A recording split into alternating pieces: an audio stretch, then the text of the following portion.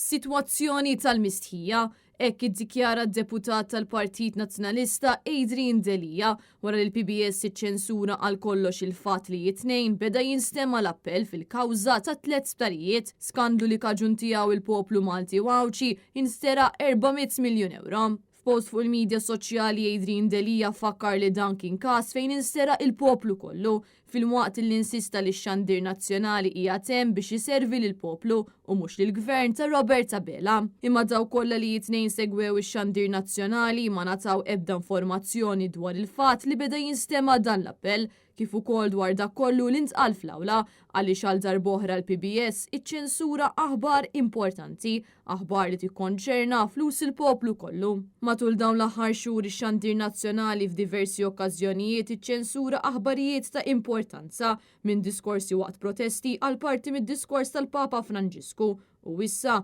anka l-appell ta' Steward Healthcare. Fi frar li għadda fis-sentenza qibsa tal-imħallef Francesco De Pasquale ħareġ biċċar li l-poplu Malti u Awċi instera il-fuq minn 400 miljun euro u b'din is-sentenza l-isptarijiet ingħataw lura lill-poplu grazzi għal kawża li kien fetaħ id-deputat tal-Partit Nazzjonalista Adrian Delija. Waqt l-appell ta' tnejn intqal li sal-lum għadu ħadd massuma responsabilità ta' dawn il-ħlasijiet 400 miljun euro li minnhom il-poplu maħa ebda investiment biex xandir nazzjonali ma jirrapporta xejn dwar dan, tant li s-Segretarju Ġenerali tal-Partit Nazzjonalista Michael Piccinino reġa' rrefera għal PBS bħala Super 1-2.